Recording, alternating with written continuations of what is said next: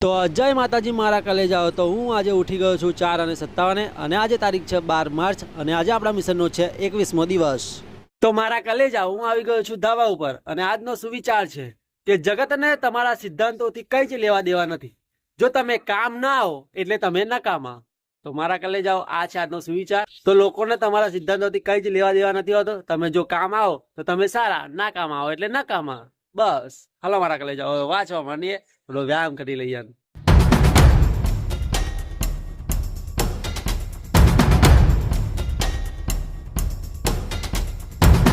તો મારા કલેજાઓ અત્યારે હું ઋગ્વેદનું રિવિઝન કરતો હતો। એમાં 1028 શ્રુતિઓ, 10,580 મંત્રો અને 10 મંડળોમાં વહેંચવામાં આવ્યું છે અને એના સંકલન કરતા વેદવ્યાસ, જેમનું પૂરું નામ મહર્ષિ કૃષ્ણ દ્વૈપાયન છે। તો મારા કલેજાઓ આ યાદ રાખજો હો ને।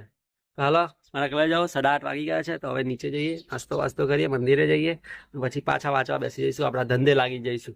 તો મારા કલેજાઓ હું અહીંયા અત્યારે બંધારણનું રિવિઝન કર્યું, એના પછી મેં ગણિતનું રિવિઝન કર્યું। એમાં ભાગીદાર કાલે મેં કર્યું હતું, એ ચેપ્ટર રહી ગયું હતું, તો મેં ભાગીદારનું અત્યારે ફરી રિવિઝન કરી દેલો। કોન્સેપ્ટ ક્લિયર થઈ ગયો, પણ દાખલા અમુક રકમો જેટલી એટલી મોટી હોય છે ને, તો ગણતરીમાં લોચા વાગે છે મારા કલેજાઓ।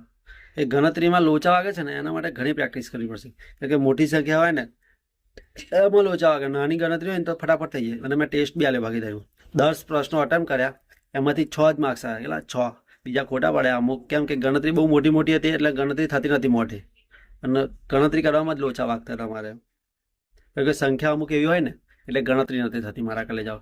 તો હાલો હવે સોલ્યુશન એનું જોઈ લઈએ કે કઈ રીતે એ ભૂલો મારી છે અને કયું ભૂલના કારણે મારો સાચો જવાબ નથી આવ્યો, તો એ જોઈ લો હાલો મારા કલેજાઓ। તો મારા કલેજાઓ મેં અત્યારે ભાગીદારી ચેપ્ટર કર્યું, કેમ કે કાલે કોન્સેપ્ટ ક્લિયર કરેલો પણ અમુક ક્વેશ્ચનમાં તકલીફ પડતેલી, તો મેં ટેસ્ટ બી આપ્યો અને અત્યારે એ જ કર્યું, કેમ કે ખબર પડે કે કઈ રીતે મારે એ ક્વેશ્ચન સોલ્વ કરવા મારા કલેજાઓ। તો હવે ભાગીદારી ચેપ્ટરનો કોન્સેપ્ટ એકદમ કમ્પ્લીટ ખબર પડી ગયો છે। તો હવે થોડા પ્રેક્ટિસ માટે થોડાક દાખલા કરીશું, એ કાલે કરીશું। હવે આજે ટાઈમ પૂરો થઈ ગયો છે, હવે બપોર પછી ઇતિહાસ વાંચવાનું છે, એનું રિવિઝન કરવાનું છે। હાલો મારા કલેજા ખાવાનો ટાઈમ થઈ ગયો છે, ખાઈ લઈએ। તો મારા કલેજા હું અત્યારે આવી ગયો છું ખેતરમાં, કેમ કે વાંચવા માટે, અને અહીંયા 2 વાગે આવવાનું હતું પણ અત્યારે 2:30 વાગી ગયા છે। પણ કંઈ વાંધો નહીં, પહેલાં 3 વાગે આવતેલો એના કરતાં 2:30 વાગે આવું છું એ સારું છે, અડધો કલાક વહેલો, તો ધીરે ધીરે ટેવાઈ જવાશે અને 2 વાગે બી આવતો થઈ જઈશ મારા કલેજાઓ, કેમ કે વાંચવાનું હોય એટલે આવવું તો પડે ને મારા વાલુડાઓ, નહીં? તો હાલો હવે વાંચવા માંડીએ। અને આ બીજું વીક ચાલી રહ્યું છે ઇતિહાસમાં, આ બીજું વીક મતલબ કે 14 દિવસ આખા આપવાના છે ઇતિહાસમાં। એટલો બધો ઇતિહાસ લાંબો છે થોડો ઘણો, એટલે શું કરવું પડે, હવે ટાઈમ તો આપવો પડે ને મારા કલેજા, તો જ કમ્પ્લીટ બધું વંચાય, રિવિઝન બી કરવાનું। એટલે ખાલી વાંચવા ખાતર વાંચવાનું હોય તો 2 દિવસમાં પતી જાય મારા કલેજા, પણ એકદમ ધ્યાનથી અને રિવાઇઝ કરીએ ને ત્યારે બધું રિમાઇન્ડ થાય, બધું યાદ આવે, એ રીતે હું વાંચું છું, ધીમે ધીમે વાંચું છું। પણ કંઈ વાંધો નહીં, હવે ધીમે ધીમે જ વાંચવું પડે મારા કલેજા, કેમ કે પહેલી વાર જ્યારે વાંચતા હોય ને તો એકદમ શાંતિથી અને એકદમ ધીમેથી વાંચવાનું, એટલે ખબર પડે, એકવાર દિમાગમાં ઉતરે ને અને જ્યારે રિવિઝન કરે ને ત્યારે બધું જ આપણને યાદ આવે। અને ત્રીજી વાર જ્યારે રિવિઝન કરીશું ને ત્યારે તો વાત ના પૂછે મારા કલેજાઓ, બહુ બધા પ્રશ્નો આપણને યાદ રહી જશે।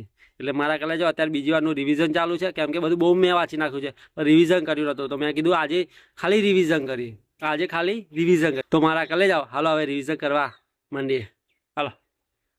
તો મારા કલેજાઓ 5 વાગવા છે અને મેં પ્રાચીન ભારતનો ઇતિહાસ વાંચી નાખ્યો છે અને થોડાક બાકી રહ્યું છે પ્રાચીન ઇતિહાસ, પછી મધ્યકાલીન ઇતિહાસનું રિવિઝન ચાલુ થશે મારા કલેજાઓ।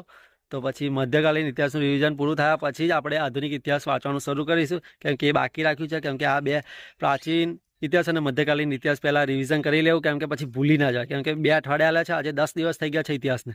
તો મારા કલેજાઓ પછી બાઉન્સર થઈને બધું ભૂલી જઈએ, એના કરતાં પહેલાં રિવિઝન કરવું અગત્યનું છે। તો પહેલાં રિવિઝન કરી લઈએ મારા કલેજાઓ, પછી કાલે બી રિવિઝન જ કરવું પડશે મધ્યકાલીનનું, આજે પ્રાચીનનું કર્યું છે તો કાલે મધ્યકાલીનનું કરીશું, અને પરમ દિવસથી પાછું આપણે આધુનિક ઇતિહાસ વાંચવાનું ચાલુ કરી દઈશું, અને 2-3 દિવસમાં એ બી પતાવી દઈશું, અને પછી નવા વીકમાં નવો સબ્જેક્ટ લઈશું। ભૂગોળ બાકી છે તો હવે ભૂગોળ લઈશું એ પછી। તો હાલો મારા કલેજા હવે ઘરે જઈએ, દૂધ અને નાસ્તો કરીએ, અને પછી થોડું કામ છે, આણંદ જવાનું છે તો આણંદ જઈશું મારા કલેજાઓ, અને પછી આવીને થોડું ફરી રિવિઝન કરી લઈશું। તો હાલો મારા કલેજાઓ।